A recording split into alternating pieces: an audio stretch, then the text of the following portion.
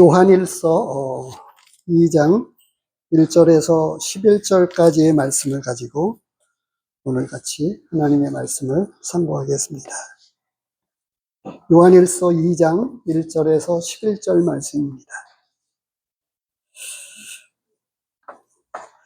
찾으셨는 줄 알고 봉독해 드리도록 하겠습니다.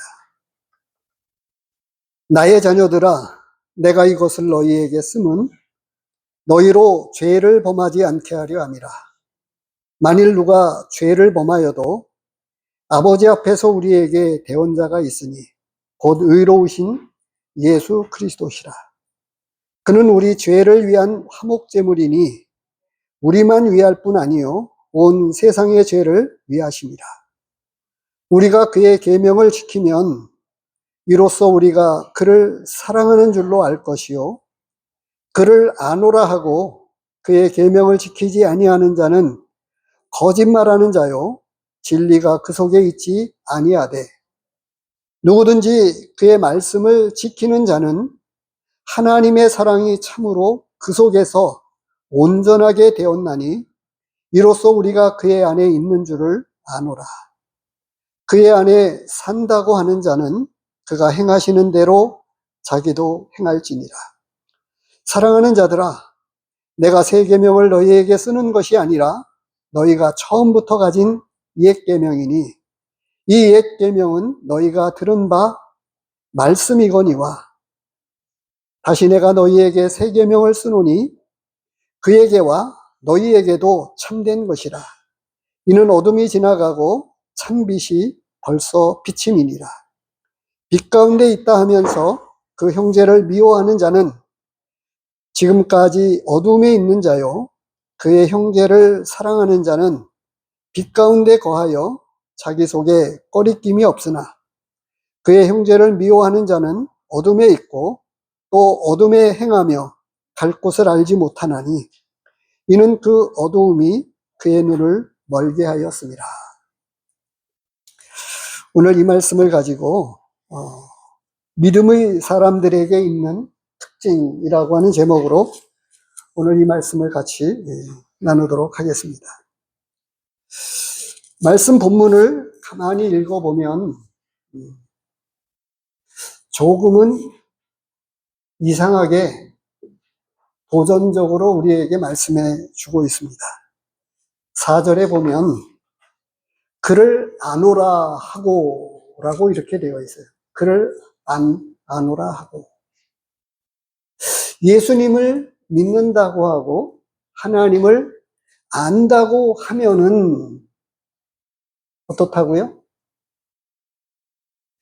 이렇게 말씀하시는 의도가 있다고 하는 거죠.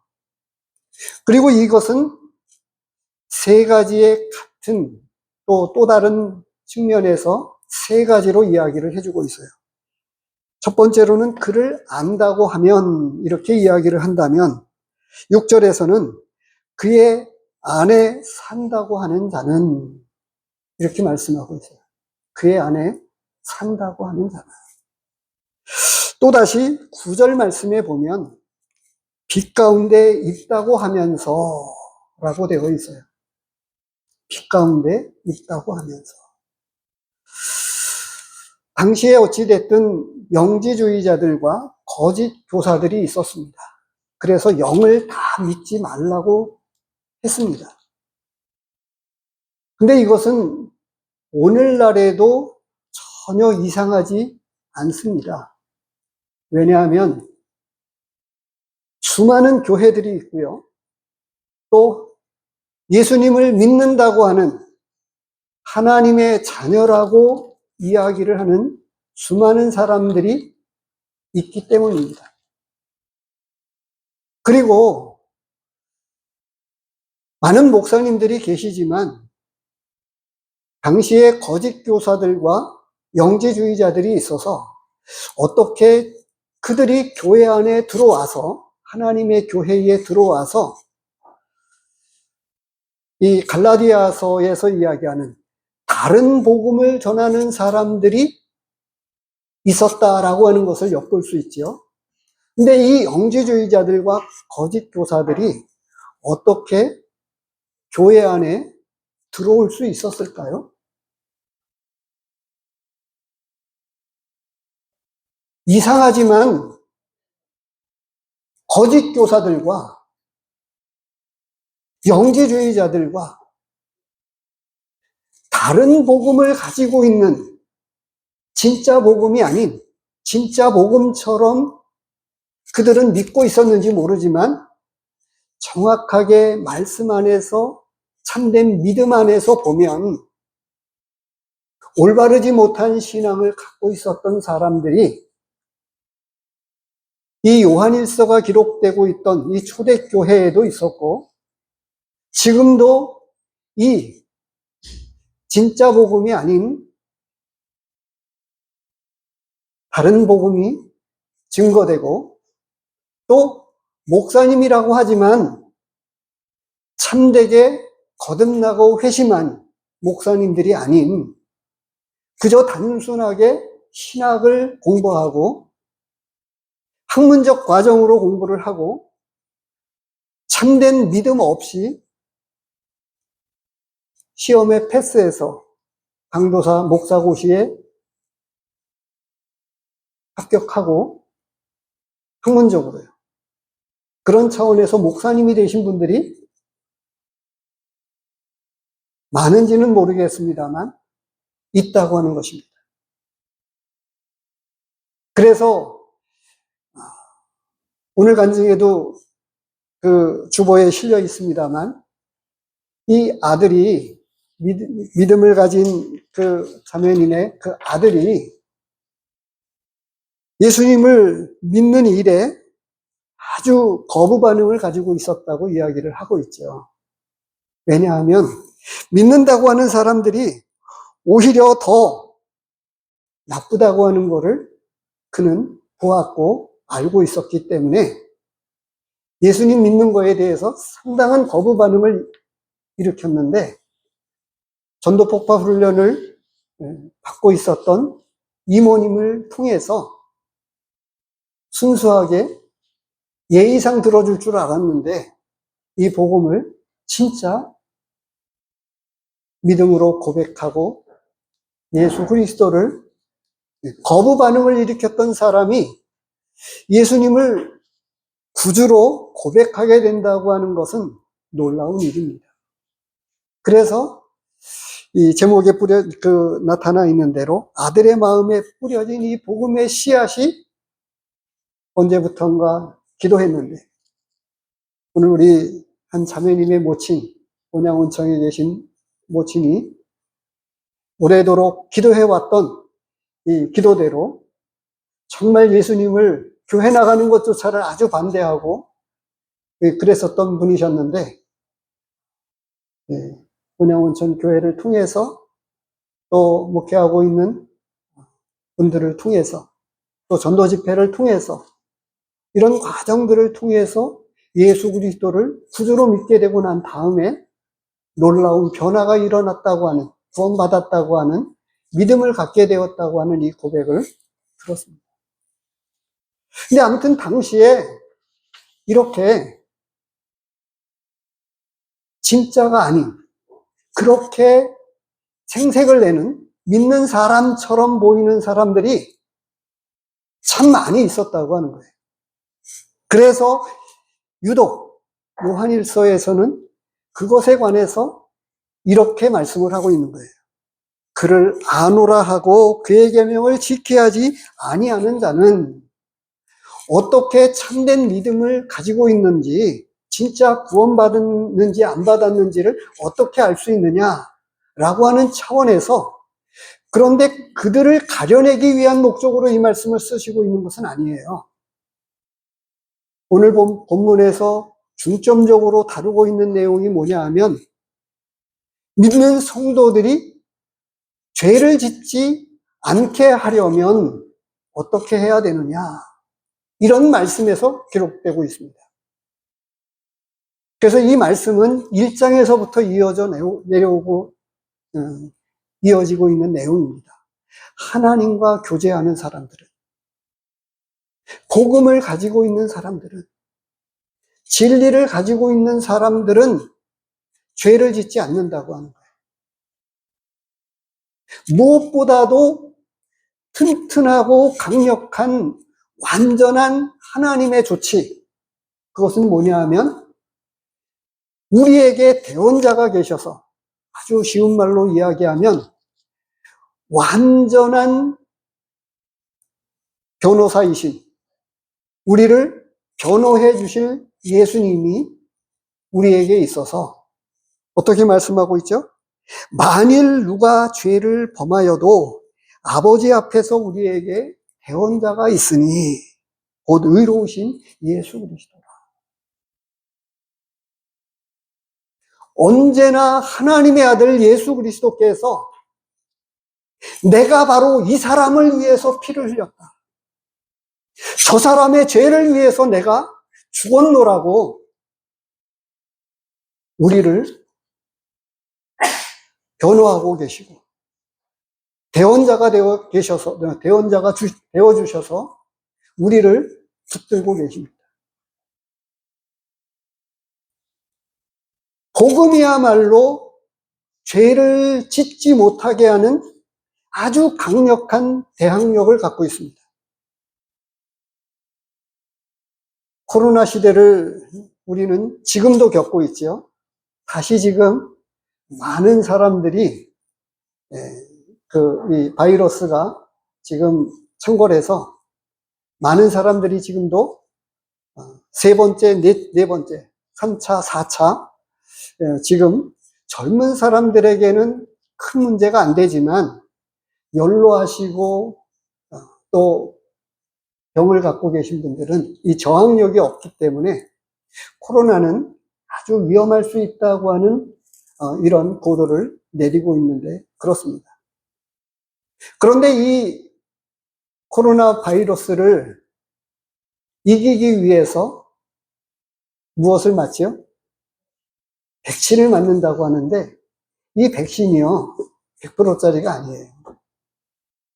백신을 맞아보신 분들이 있지만 우리 한 자매님은 그런 고백을 하셨어요. 백신을 맞고 나서 더 많이, 차라리 코로나 걸렸을 때보다 더 아프고 더 힘들었다, 이런 고백을 하신 분이 이 자리에 앉아 계시기도 합니다. 그런데 예수님의 이 보혈의 치료는 완벽하고도 완전한 것이라고 말씀해 주고 있어요. 그래서 만일 우리가 여전히 연약하고 넘어짐에도 불구하고 우리를 튼튼하고도 안전하게 완전한 구원에 요동함이 없도록 우리를 붙들고 계시다, 이렇게 우리에게 말씀해 주는 거죠. 그런데 여기서 말씀하고 있는 것은 곰곰이 잘 보시기 바랍니다. 우선 조금 전에 그 당시의 거짓 교사들, 거짓 영, 하나님의 영이 아닌 악한 영이 사람들의 마음을 홀리고 움직였습니다. 그래서 초대교회가 놀라운 복음의 역사가 일어났음에도 불구하고 여전히 초대교회 안에서, 교회 안에 거짓 교사들이 많이 있었다고 하는 거예요. 심지어는 어떻게까지 되었었느냐? 사도 바울의 이 권위를 도전하고 사람들의 마음을 꿰어서 사도 바울을 따르지 못하도록, 말에는 힘이 있는 것 같은데 실제 보니까 시원치 않다, 뭐 별 볼 일 없다, 이런 소문이 퍼졌기 때문에 사도 바울은 서신을 통해서 자신의 사도권을 변명하지 않으면 안 될 만큼이나 이미 초대교회 안에, 우리에게는 조금 그보다는 다르게 사도 바울하면 믿음의 사람 가운데 사도들 중에서도 초대교회에 아주 능력 있게 크게 하나님 앞에 쓰임받은 사도 중에 사도로 인식하기가 쉬운데 사실은 초대교회 안에도 사도 바울의 이 사도권마저도 부인할 수 있을 만큼 그런 배경을 조금 가지고 있었다. 이렇게 말씀을 해주고 있어요. 베드로 후서 말씀을 잠시 보도록 하겠습니다.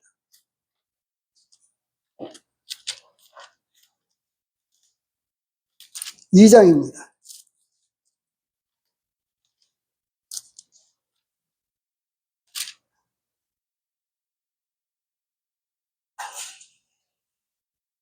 이 장에 보면 이렇게 말씀을 하고 있습니다.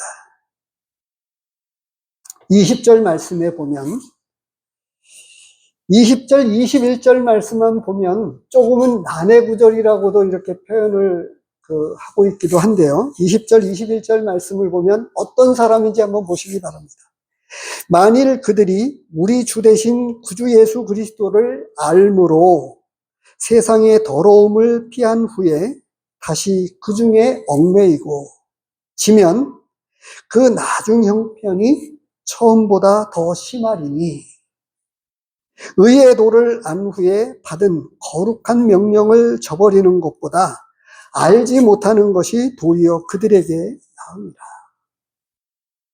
어떻게 말씀하고 있죠? 구주 대신 예수 그리스도를 안다고 되어 있고 세상의 더러움을 피했다고도 표현하고 있습니다. 그것뿐입니까? 의의 도를 안다고 했습니다. 이런 표현들을 보면 믿는 사람처럼 보입니다. 우리는 다 이해할 수 없지만요.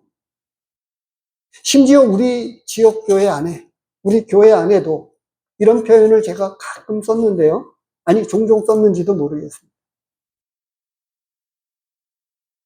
그런데 제가 아는 몇 분들을 보면 그런 분들이 우리 가까이에 제가 내려와서 혹은 이전에 제가 이전서부터 알고 있던 분들 가운데에서도 그런 분들이 더러 있었다고 하는 이야기를 들었습니다. 바로 이 초대교회에서부터 지금까지 복음은 능력 있게 증거되고 전파되었지만 그래서 구원받았다고는 이야기를 하는데도 불구하고 진짜가 아닌 참된 믿음을 갖지 않은 분들이 섞여 있었다라고 하는 것을 말씀해 주고 있어요. 이번에도 교제를 하면서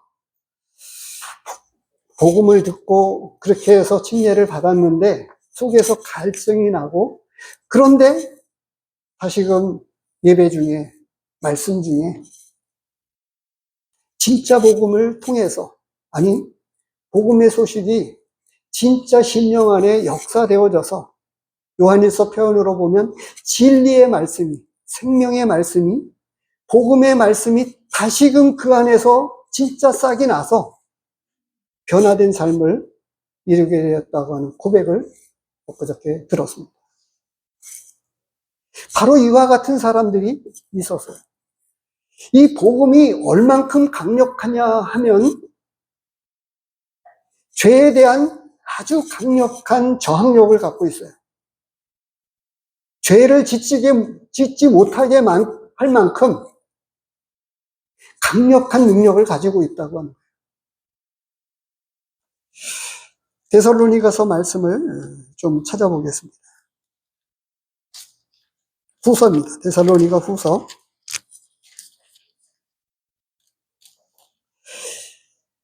2000년 무렵에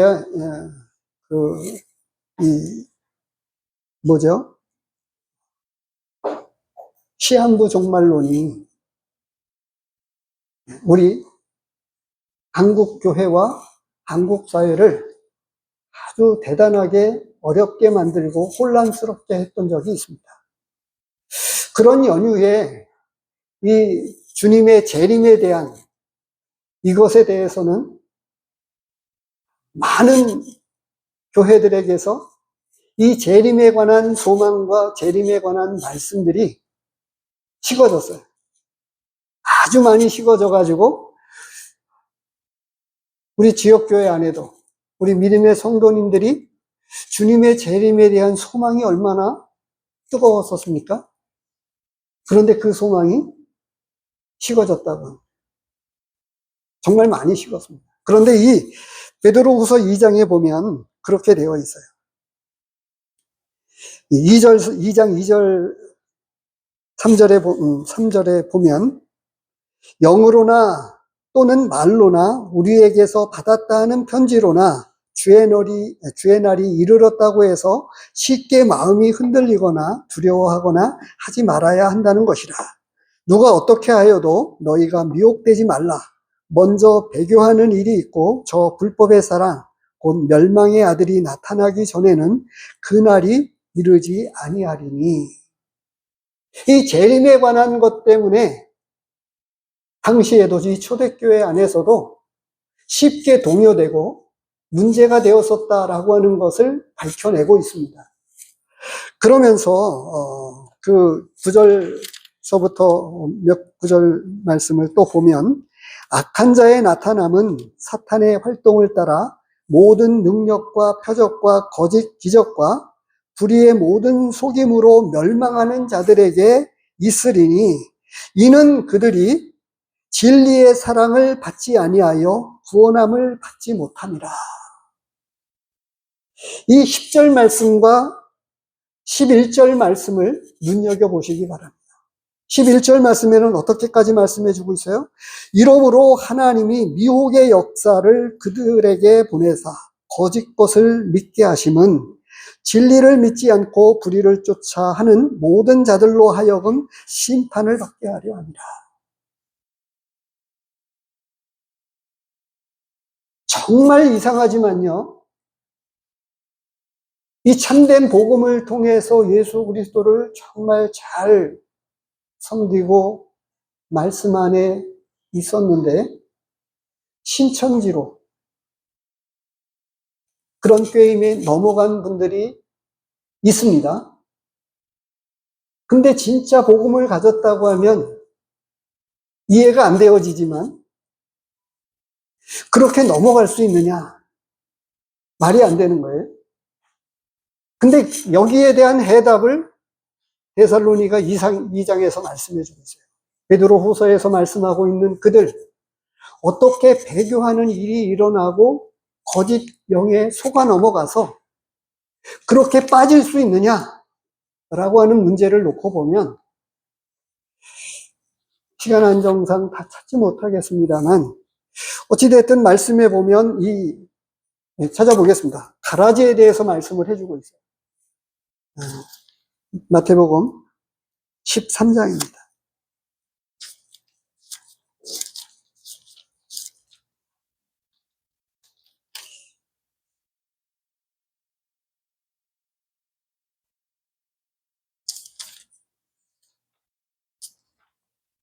이 가라지에 대한 이야기를 예수님이 말씀하셨어요. 그래서 교회 안에 그런 그들이 활동하고 활개를 치고 또 참된 믿음의 사람과 또 믿음의 사람처럼 보이는 그런 사람들이 섞여 있는 것이 전혀 문제가 아니다라고 하는 것을 우리에게 말씀해 주고 있습니다. 그래서 보면 25절서부터 보면 무엇을 말씀해 주고 있냐면 그때의 원수가 마귀가 가라지를 덧뿌렸습니다. 복음이 아닌 다른 복음을 통해서 아니 어쩌면 복음에 대한 지식이 히브리서 말씀 베드로후서 2장 말씀을 보면 의의 도를 알고 뭐 이런 말씀 그리스도를 알므로 그냥 아는 지식 정도였는지 모르겠습니다만 그래서 이 복음은 참된 복음은 변화를 일으킵니다. 아니 변화가 아니라요 새 생명을 주는 거예요. 이전의 삶, 이전에 가지고 있었던 옛사람이 아닌 새 사람으로 살게 합니다. 그래서 오늘날 복음이 오늘날 시대적 배경과 환경이 문제가 아니라 복음은 어찌됐든 사람을 변화시킵니다. 이전에 살던 삶을 똑같이 살도록 하지 못하게 하는 능력이 그 말씀 안에 담겨져 있어요. 복음 안에 이 영적인 생명력이 거기에 있다고 하는 거예요. 그래서 25절서부터 보면 어떻게 나와 있어요? 예수님께서 가만두어라. 그렇게 있습니다. 29절, 30절 말씀을 보세요. 주인이 이르되 가만두라. 가라지를 뽑다가 곡식까지 뽑을까 염려하노라. 이번에 침례식을 앞두고 있습니다만 이 말씀이 생각이 났어요. 우리가 분별한다고 여러 가지 시도들을 하지만 여전히 우리는 영을 다 제대로 분별하기에는 제가 가룟 유다 이야기를 곧잘 말씀을 드렸습니다. 예수님은 그런 의미에서 이 12 사도 가운데 가룟 유다까지 포함해서 그 안에 두셨어요. 어쩌면 이 가라지에 대한 아주 분명하고도 확실한 예가 아닐 수 있는가 하는 생각이 들었습니다. 그렇잖아요? 예수님마저도 그가 진짜 믿지 않았는데 그를 불렀습니다. 그러면서도 그를 포용하고 끌어안아서 얼마든지 믿을 수 있는 기회를 아마도 벳세다야 고라시나 이렇게 말씀하셨듯이 하나님은 누구보다도 가장 많은 은혜를 베풀었어요. 복음의 은혜를 말씀을 배우는 현장에서, 듣는 현장에서 예수님이 베푸시는 기적과 이적의 역사를 친히 목격하면서도 그는 믿지 않았어요. 그래서 보면 이 가라지는 언제나 교회 안에 있어 왔습니다. 그래서 우리는 언제나 안심할 수 없습니다.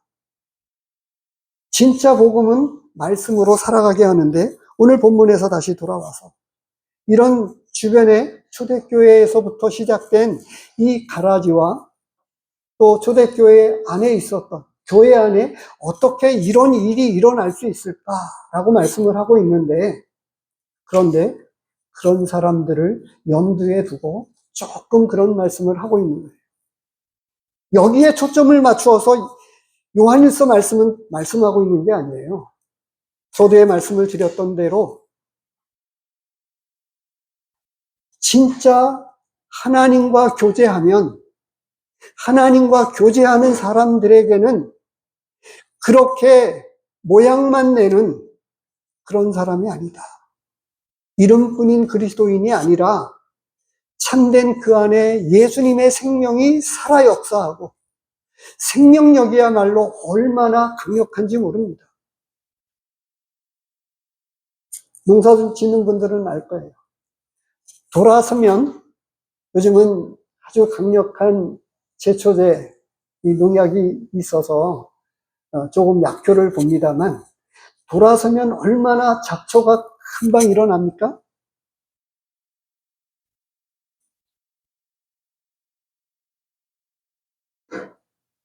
그런데 그 안에서 생명을 엿볼 수 있다고. 생명력, 생명의 힘을 엿볼 수 있는 거죠.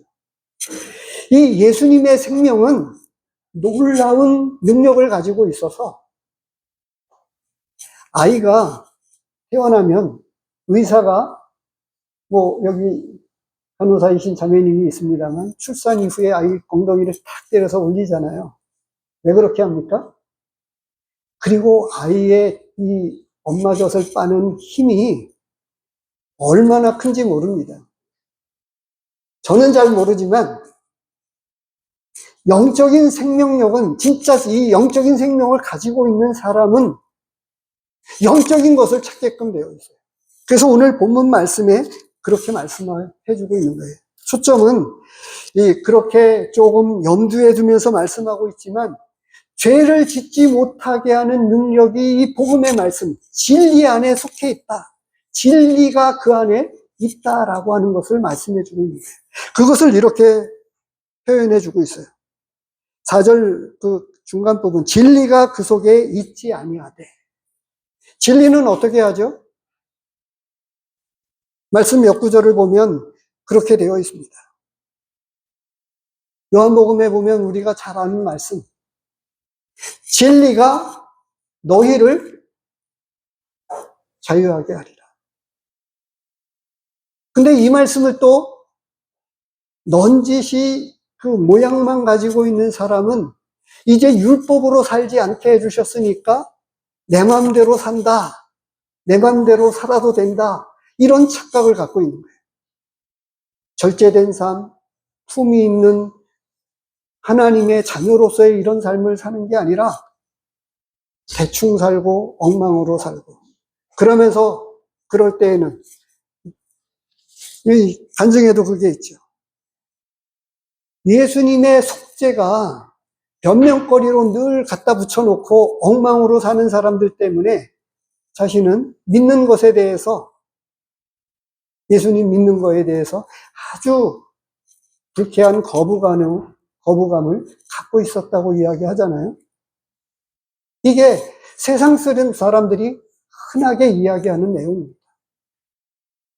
복음은 진리가 우리 안에 들어오면 내 마음대로 살지 못하게 합니다.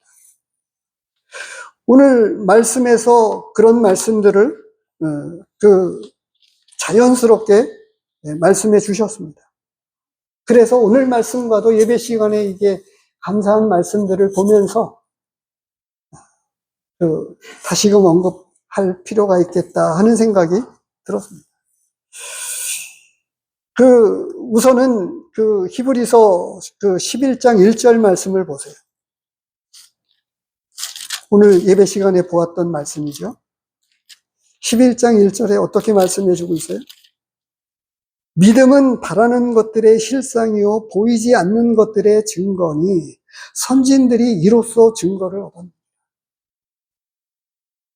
믿음으로 하여금 이 믿음이 주는 그 생명력을 가지고 새 인생, 새 사람으로 새로운 삶의 소망을 가지고 살아가게 되었다. 라고 말씀을 하고 있는 거예요. 그래서 그분들이 다 믿음으로 살았는데 세상이 감당치 못하는 믿음을 가지고 살았다. 이 11장 전체를 통해서 톱으로 켜는 것과 이 순교의 반열에 들어가서 또 세상에서 나그네로 살아가는 그것에 대해서 전혀 이상하게 여기지 않고 그런 삶을 살게 되었다. 심지어 모세에 관해서는 공주의 아들이라고 하는 그것마저도 생겨쳐 버리고 그렇게 살게 되었다. 여러 믿음의 사람들을 언급하면서 이야기하잖아요.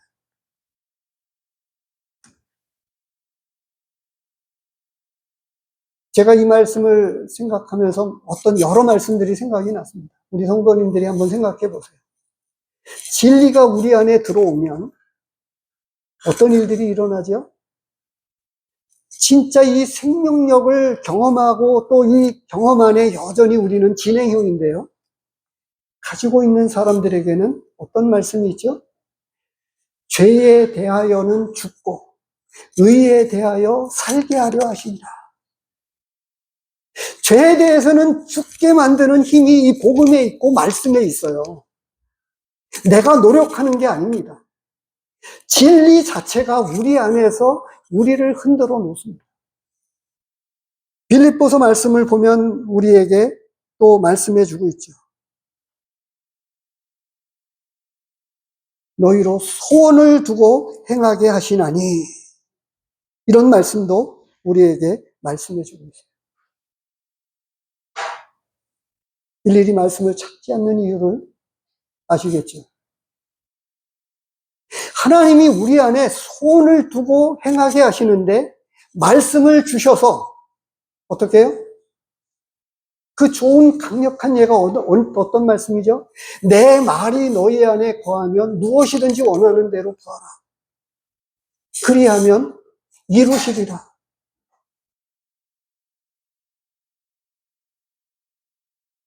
하나님의 말씀은 믿지 않는 사람들에게 하고 있지 않아요.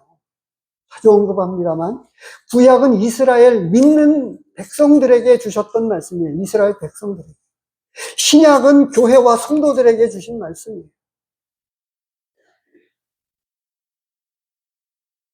믿지 않는 자들에게 구도자들을 위한 책을 믿음의 사람, 선지자를 통해서나 사도들을 통해서 쓰신 성경책이 없어요. 생각해 보세요. 이 땅에 살아가는 수많은 사람들이 있는데 그들을 위해서 쓴 책이 없다고 하는 게 이상하지 않습니까? 하나님이 세상을 이처럼 사랑하시는데 독생자 예수 그리스도를 십자가에 내어주시기까지 사랑하시는데 그들을 위한 편지가 없어요. 아닙니다. 우리를 통해서 하나님은 일하시기를 원하셔서. 그래서 우리 믿는 자에게 말씀해 주세요. 우리 각 사람에게 그 책임을 하나님은 위임해 주셨습니다. 내가 사는, 내가 머물고 있는 그 삶의 현장에서, 내가 있는 그곳에서, 가정에서, 사회에서, 직장에서, 그곳에서 작은 빛으로 살아가도록 그렇게 하셨어요. 우리 안에 있는 말씀이 하나님의 말씀을 그때그때마다 주셔서 그 말씀으로 우리를 이끌어 가십니다. 손을 두고 행하지 않으면 안 되게끔 그렇게 하십니다.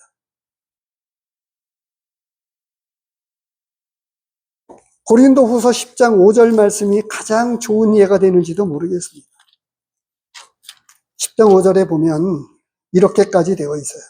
4절, 5절 말씀을 같이 보아야 5절 말씀이 더 이해가 되는데요. 우리가 싸우는 무기는 육신에 속한 것이 아니요 오직 어떤 견고한 진도 무너뜨리는 하나님의 능력이라. 모든 이론을 무너뜨리며 하나님 아는 것을 대적하여 높아진 것을 다 무너뜨리고 모든 생각을 사로잡아 그리스도에게 복종하게 하니. 소원을 두고 행하게 하실 뿐만 아니라 우리의 높아진 어떤 생각과 마음까지도 부서뜨리셔서 하나님의 말씀 앞에 굴복되어지도록 만드는, 순종케 하는 역사가 말씀을 통해서, 복음을 통해서 역사하신다고 말씀하고 있어요.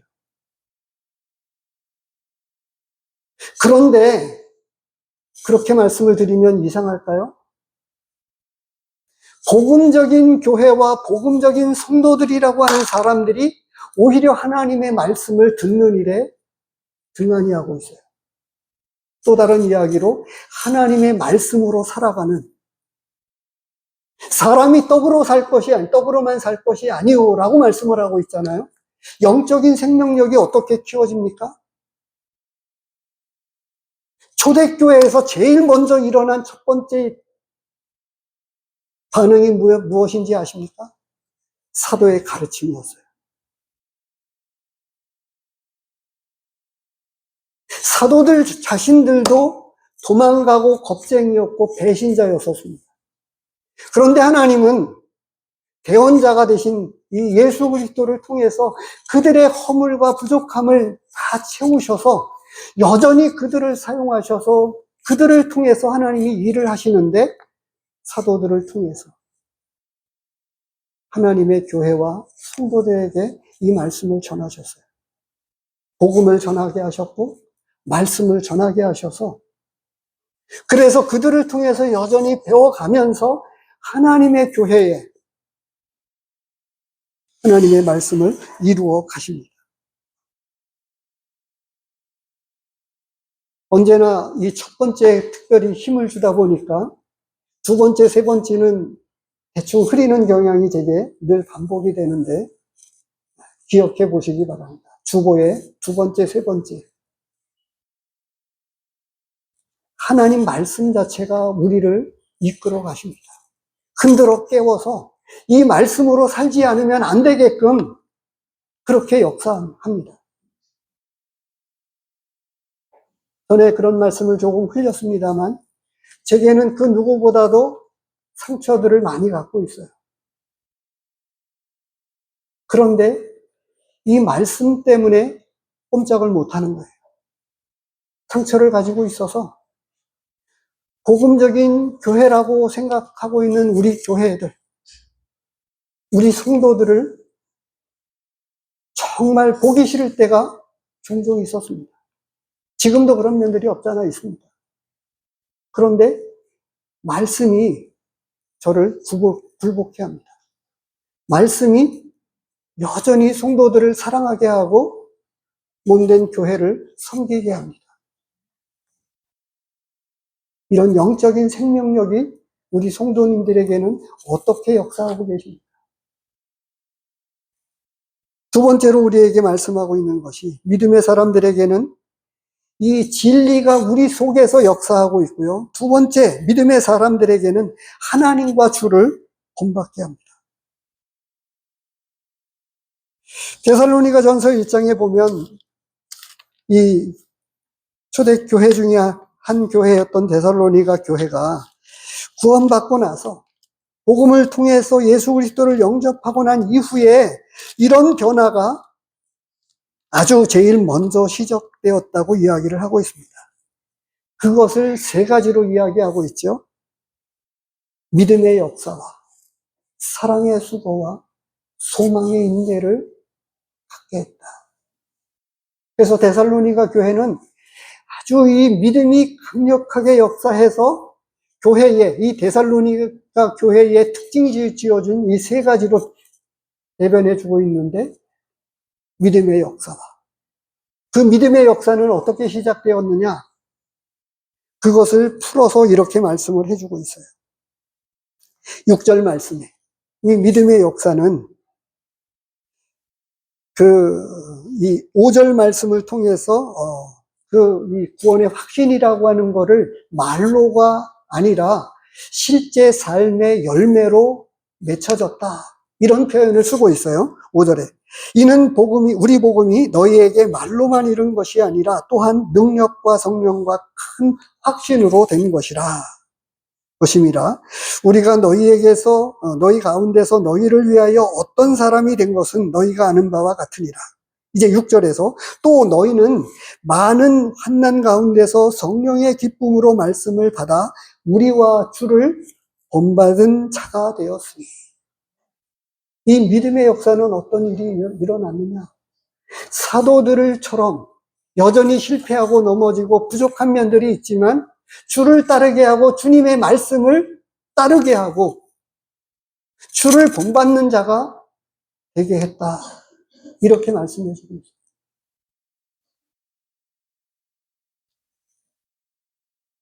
우리 마음을 넓혀서 믿음을 가진 모든 사람들과 우리가 하나 된 형제라고 하는 사실을 기억하시기 바랍니다. 저는 우리가 진짜 소속감을 가지고 있어서 그렇다고 하면 참 반가운 이야기이겠습니다만, 우리가 형제교회다, 브레드민이다 라고 하는 것을 잘 하고 있는데, 참된 우리의 믿음의 선진들은 내가 소속되어 있는 교단과 같은 그런 것들을 함부로 남용하지 않았습니다. 언제나 말씀대로 살기를 원해서 그냥 순수하게 모였습니다. 순전하게 모여서 예배를 드렸고 말씀을 배웠고 복음을 전해왔습니다. 그런 우리를 외부에서 다른 사람들이 붙여준 이름일 뿐이에요. 우리를 자랑스럽게 이야기한다거나 변화하기 위한 우리 자체를 나타내지 아니했습니다. 제가 주보에 이렇게 우리 성도님들에게서 일어난 이런 간증들이 많이 있으면 더 좋겠습니다. 엠마오를 동역하고 함께 섬기면서 편지로 수많은 간증들을, 또 우리 교회, 당시에 내가 속해 있었던 교회의 성도님들의 간증집을 출간하고 싶은 마음이 제게서도 있었습니다. 앞서 믿음을 섬겼던 그런 그 간증문들을 침례식 때 늘 받아두었던 이 간증문들을 모아서 간증집을, 이거야말로 가장 강력한 전도의 한 측면이 될 수 있기 때문에도 그렇고, 우리의 확실한 증거, 간증문이야말로 얼마나 우리를 들뜨게 하고 감동스럽게 합니까? 주를 본받게 됩니다. 빌립보서 3장 17절 말씀을 보시기 바랍니다.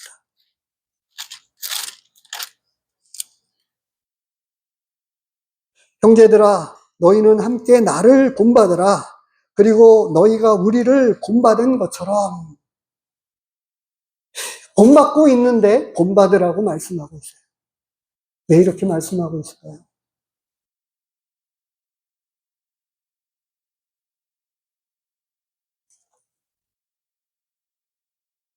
이곳에 함께 주님을 섬기면서 우리 성도님들에게 그런 말씀을 드렸습니다만, 우리의 예배는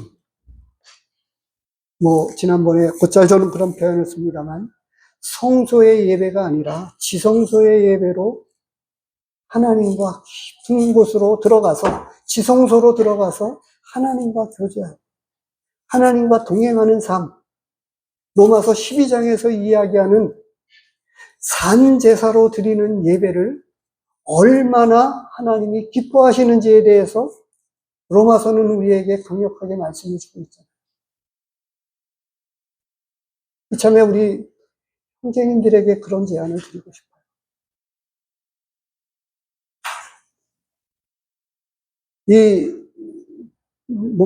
가정경제, 재정 사용을 어떻게 쓰고 있는가를 기록을 해보면, 얼마나 그 충동 구매를 하고 하는지 이런 것들을 알 수 있어요. 그와 마찬가지로 우리 형제님들이 예배 시간에 드리고 있는 말씀과 찬양들을 한번 기록해 보십시오. 그러면 얼마나 굳어 있는가를 발견할 수 있을 거예요. 왜냐하면 내가 지금 한 주간 하나님과 지성소에 들어가서 하나님과 대면해서 받는 말씀들, 영적인 양식들의 말씀들을 통해서 받는, 그게 맞는 표현인 것 같아요. 하나님의 은혜들. 영적인 생명력을 통해서 공급받는 이 위로의 말씀과 생명의 말씀들을 통해서, 제자들이 그랬잖아요.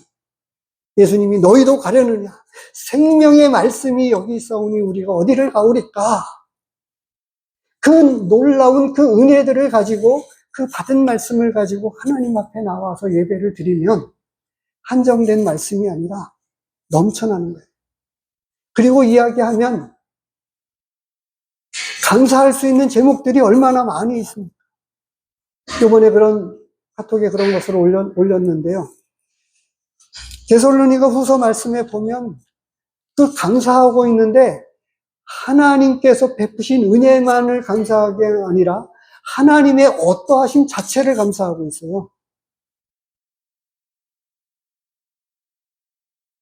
그런 수많은 감사들을 가지고 하나님 앞에 나아가면 늘 한정되고 비슷한 내용, 항상 그런 표현을 써도 되는지 모르겠습니다만, 그래서 이 예배 때는 조금 더 뜨거운 감사로, 그래서 이 찬송 내용도 달라지는 거예요. 오늘도 그런 찬양을 불렀는데요. 그러면서도 저는 그렇게 믿음을 가지고 살아갈 수 있도록 주신 은혜들을 감사할 수 있겠다라고 하는 가지고 감사한 마음을 갖고 있습니다만, 우리 각자가 그 찬양을 선택하는 그 찬양 가사에서도 하나님께로부터 받은 그 은혜와 감사들이 넘쳐나는 감사를 가지고 감사하면 좋은데, 기도 찬송이라든가 어떤 찬송이죠? 오늘 불렀던 찬송, 십자가를 지고 가는, 그거보다는 예수님이 지신 십자가를 찬송하면 오히려 모르겠는데, 그래서 그것마저도 이렇게 내가 힘들고 어려워도 내가 지고 가야 할 그 십자가를 지고 가도록 힘을 주시는 하나님 앞에 그 찬양을 부르면서 저는 그렇게 감사했습니다. 그런데 그런 찬양을 선택할 때에도 그런 적절한, 왜냐하면 생일 때 부르는 노래는 상대방을 축복하고 기뻐하는 이런 노래들을 부르잖아요. 마찬가지잖아요. 예배 시간에 하나님 앞에 나와서 예배 드리는 찬양은 그런 찬양을 가지고, 말씀도 감사할 수, 하나님께로부터 받은 그 놀라운 은혜의 말씀들을 가지고 감사하면 좋은데, 아직도 초보라고 할까요? 그래서 사람마다는 다르겠습니다만, 굳이 이런 자리를 따로 개인적으로 어떻게 말씀드리기도 참 어렵고, 그래서 이런 자리를 빌어서 잠깐 말씀을 드렸습니다. 빌립보서 2장 13절에 우리에게 소원을 주고 행하게 하시는 말씀들을 우리 심령 안에 심어주셨어요. 이 말씀이 떠나지 못하도록 새겨주셨습니다. 끝으로 이 말씀을 드리고 마쳐야 될 것 같은데요. 믿음의 사람들은 주 안에 지체된 성도들을 사랑하게 합니다. 우선 가까이에 살고 있는 남편과 아내를 보십시오. 마음에 드십니까? 마음에 든다고 하는 부분은 거의 못 봤습니다. 그런데 아내는 남편을 사랑하고요. 남편은 아내를 사랑하잖아요. 저는 제 자신도 마음에 안 듭니다. 정말 마음에 안 들어요. 정말 바꾸고 싶어요. 그런데 타고난 천성을 바꿔지지 않으니까 어쩔 수 없는 거예요. 제가 결정장애를 가지고 있는 것처럼 뭐 하나를 결정을 잘 못해요. 이것도 걸리고 저것도 생각을 하다 보니까 걸리는 게 너무 많아서 단번에 결정을 잘 못 내리더라고요. 그것 때문에 우리 애도 제 아내도 맨날 느려 터진다고 항상 이야기합니다. 근데 저도 쉽게 결정하고 싶은데 제 마음대로 안 되는 거예요, 제가. 그렇게 태어나서 제가 이런 말씀을 드리는 이유는 형제를 사랑할 만한 이웃거리를 찾으면 또 있을 수 있겠습니다만 우리는 좋은 것보다는 나쁜 것들을 많이 보잖아요. 또 그것이 또 우리 마음에 오래 가요. 좋은 것들은 오래 가야 되는데 나쁜 것들이 오래 가고 깊이 박힙니다. 근데 형제를 사랑하라고 말씀하고 있잖아요. 그래서 하나님의 뜻은 이것이니, 우리가 빛 가운데 있다 하면서 형제를 사랑하지 않는다고 하면 말이 안 된다. 이런 말씀을 7절서부터 11절 사이에 하고 있잖아요. 그래서 이 어둠의 일은 요번에 오이 농사를 짓고 있는 형제와 한두 번 만났습니다. 근데 이 빛을 받아야만 이 광합 합성작용을 통해서 오이가 잘 자랍니다. 그래서 햇빛이 안 뜨면 오이가 잘 자라지 않고 오이가 이상해지는 거예요. 여러 환경들을 다 제공한다 할지라도 모든 농사의 모든 열매는 이 햇빛을 통해서 자라게끔 되어 있어요. 제가 그 이야기를 들으면서 이 빛은 우리에게 끊임없는 생명력을 주고 우리를 자라게 한다. 빛 안에 거하면 그 빛 안에는 형제를 사랑할 수 있는 공급을 주님으로부터 받아서, 그래서 형제 사랑, 본문에서 어떻게 말씀해 주고 있죠? 5절 말씀에 보면 누구든지 그의 말씀을 지키는 자는 하나님의 사랑이 참으로 그 속에서 온전하게 되었나니, 하나님의 사랑이 우리 마음 가운데 부원바 되었다고 로마서 5장 5절에 말씀하고 있는데, 이 하나님의 사랑이 우리 안에서 심어져서 열매가 맺혀지게 되면 우선 제일 먼저는 이 말씀을 주신 하나님 앞에 열매 맺게 되는 거예요. 순종하게 되고 오늘 이 세 가지, 오늘 본문에서 기록된 이 세 가지가 그렇게 되는 거예요. 죄에 대한 강력한 대항력을 가지고 의를 위해서 살게 하고, 또 진리의 말씀을 가지고 이 말씀대로 굴복하게 되는, 말씀이 나를 이끌어가게 하는 그런 역사로 이어지고 형제를 사랑하게 만든다. 이렇게 말씀해 주고 있어요. 오늘 보았던 호세아서 2장에서도 그 말씀을 해주고 있잖아요. 다시 한번 보겠습니다.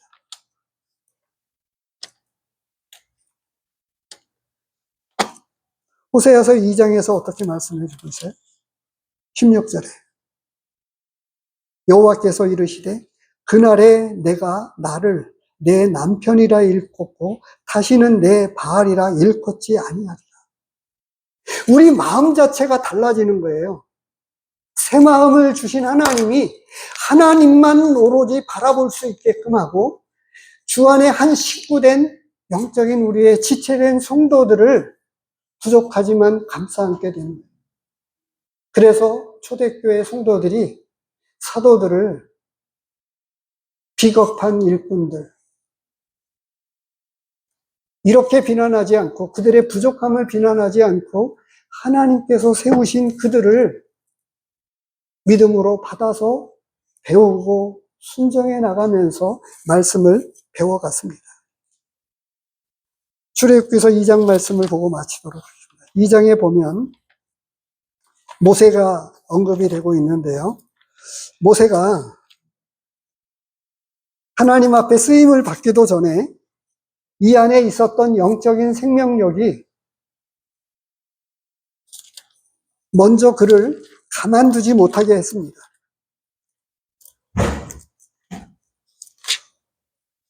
2장 11절 말씀을 보시기 바랍니다. 모세가 장성한 후에 한 번은 자기 형제들에게 나가서 그들이 고되게 노동하는 것을 보더니 어떤 애굽 사람이 한 히브리 사람 곧 자기 형제를 치는 것을 본지라. 이 히브리 사람 자기 동족이죠. 자기 형제입니다.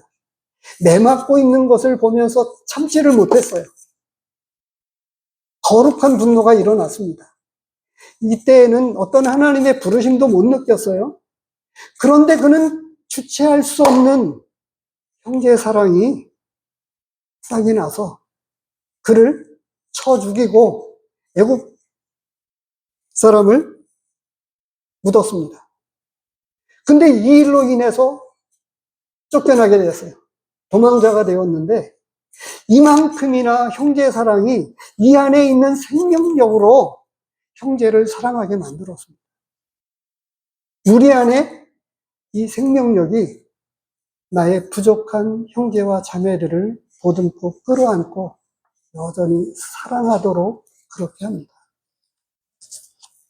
이런 오늘 말씀 안에 진리의 말씀, 복음의 말씀, 복음의 진리가 우리를 이끌어가게 하십시오. 그래서 강력한 저항력을 가지고 있는 이 진리의 말씀이 내 생명 안에 영적인 생명력이 넘쳐나도록 하십시오. 그리고 우리 안에 있는 이 진리의 말씀이 하나님 말씀 앞에 먼저 된 믿음의 성도들을 본받게 하고 따라하게 하고, 그것은 생명을 가진 자녀들을 둘 이상 키워보신 성도님들이 더 잘 아실 거예요. 동생은 언제나 언니와 오빠나 형을 따라합니다.